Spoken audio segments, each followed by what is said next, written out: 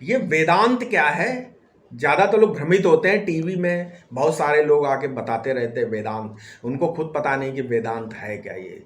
तो इसके बारे में हम चाहते हैं थोड़ा सा वीडियो, लोगों ने बोला बताइए, क्योंकि भ्रमित हो रहे हैं लोग, वेदांत का गलत अर्थ निकाल रहे हैं। ठीक है, अब मैं इसको आपको समझाने की, सरल शब्दों में समझाने की चेष्टा कर रहा हूं। जब तक कुछ भी अनजाना रहेगा, अज्ञान की निवृत्ति नहीं हो सकती। वेद कहता है यस्मिन विज्ञाते सर्वम विज्ञातम भवति, है? उस एक को जान लो तो सब कुछ जान जाओगे। साधन द्वारा स्थित नहीं, प्रमाण द्वारा जो वस्तु का ज्ञान है, यही ज्ञान अज्ञान को निवृत्त कर देगा। वेदांत का मूल तत्व है आत्मा ब्रह्म से पृथक अलग कोई पदार्थ नहीं है। इसलिए उपनिषद कहता है क्या? आत्मानं चेद विजानियात अयम स्मृति पुरुषः, है किमिच्छन कस्य कामाय शरीरम अनुसंजरेत। बृहदारण्यक उपनिषद 4:4-12। ये श्लोक उपनिषद में भी है, पंचदशी में है और भागवत में भी है। आत्मानं चेद विजानियात परम ज्ञान धुताशयः किमिच्छन कस्य वा हेतो देहम पुष्णाति लंपटा। भागवत 7वां स्कंद।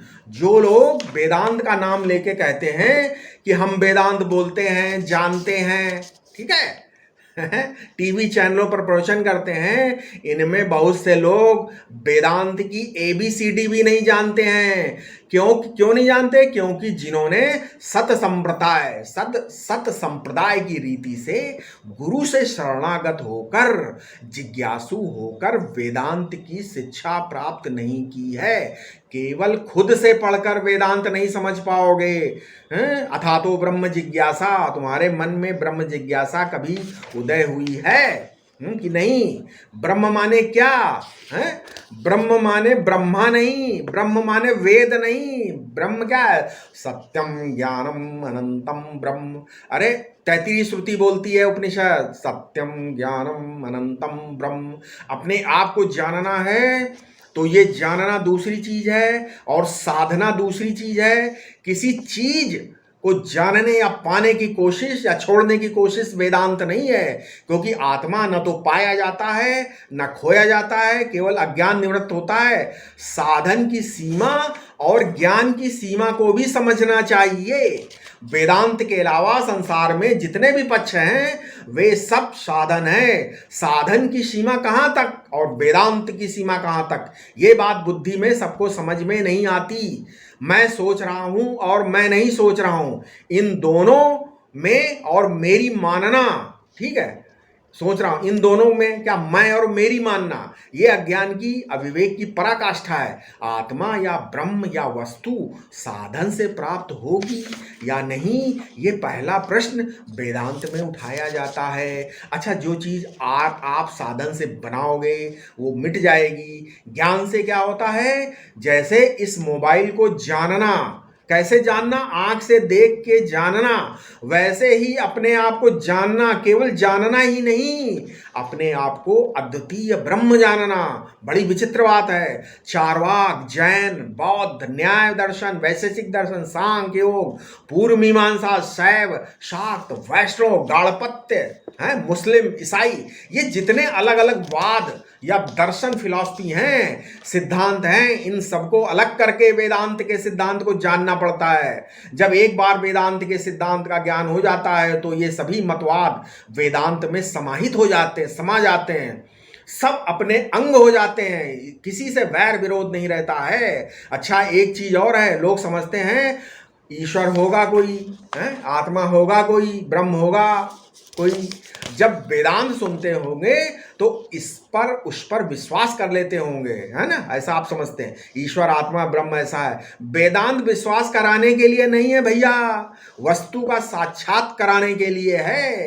वेदांत का ज्ञान साधन करके चावल दाल पकाने जैसा नहीं है, आंख बंद करके ध्यान करके नहीं, ईश्वर राम है, ईश्वर कृष्ण है, ईश्वर शिव है, ऐसा अलग अलग शक्ल सूरत ध्यान करके उसमें ईश्वर का भाव बैठाना, इसका नाम वेदांत नहीं है। वेदांत माने ये मोबाइल दिखता है, जैसे एक घड़ी दिख रही है, जैसे हमारा होना अप्रोच है, जैसे जागृत स्वप्न सुषुप्ति अप्रोच है, इसी प्रकार अपनी अद्वितीयता को अप्रोच कराए। मेरे सिवा दूसरी कोई वस्तु नहीं है, उसको वेदांत कहते हैं। आप सोचोगे ब्रह्म देश काल वस्तु का ज्ञाता है, संपूर्ण प्रपंच का अधिष्ठान है, उसका विवर्ती उपादान है, मतलब सजातीय विजातीय स्वगत भेद से शून्य है। ऐसा ध्यान करो तो क्या होगा, ब्रह्म का तो ध्यान हो ही नहीं सकता। यहां समझो बात, तुरंत ब्रह्म तो क्या होगा, ऐसा जब सोचोगे, निधिध्यासन करोगे, तो जब ब्रह्म का ऐसा ध्यान करोगे, क्या जैसे बताया हमने सजा कि सबका विवर्ती उपादान है, सबका अधिष्ठान है, सजाती विजाती स्वगत भेद शून्य है, तो क्या होगा, ध्यान तो होगा नहीं। तुरंत ब्रह्म ज्ञान के साथ ध्यान जब विरोधी पड़ जाएगा तो ध्यान का क्या हो जाएगा, अपवाद हो जाएगा, ठीक है, और ब्रह्म रह जाएगा। गीता में कहा है क्या, अनादि मत परम ब्रह्म ना सत्य उच्यते, ठीक है, 13वें अध्याय का 13वां श्लोक। और 13वें अध्याय में आगे 18वें श्लोक में बोला है क्या, ज्ञानम ज्ञेयम ज्ञान गम्यम यदि सर्वस्व विशिष्टितम, ठीक है, कहने मतलब उपनिषद में बोला गया है सत्यम ज्ञानम अनंतम ब्रह्म, ठीक है। ब्रह्म को ज्ञेय समझकर चिंतन प्रारंभ करो, ज्ञेय का आरोप करो, पहले ज्ञेय समझो, ज्ञेय है नहीं बट आरोप करो उसके ऊपर। और ब्रह्म चिंतन जब करोगे तो ब्रह्म ज्ञान होते ही ज्ञेयपना का अपवाद हो जाएगा, ये समझना है। ब्रह्म ज्ञेय नहीं है, ब्रह्म को जान नहीं सकती हो, as a object you cannot know the Brahma. तो ब्रह्म ज्ञाता भी नहीं और ब्रह्म ज्ञाता भी नहीं, ना ज्ञेय है, वो स्वयं ज्ञाता और स्वयं ज्ञेय ये हो ही नहीं सकता ब्रह्म। पहले ज्ञाता के रूप स्वरूप का विचार करो पहले, तो ज्ञातापना कट जाएगा, ज्ञान मात्र रह जाएगा, ठीक है। अच्छा ज्ञाता नहीं, अच्छा बोलोगे दृष्टा है, इस पर विचार करो तो दृश्य वस्तुएं अलग हैं कि नहीं, समझ में आता है। केवल इतनी बात समझाने के लिए आत्मा को दृष्टा कहा जाता है। ये दृष्टा इसलिए कहा जाता है कि दृश्य वस्तु आपसे अलग है, दृष्टा चेतन दृश्य जड़, बस इतना समझाने के लिए आत्मा को दृष्टा कहा जाता है। ये ज्ञेय नहीं है, इसको समझाने के लिए ज्ञाता कहा जाता है।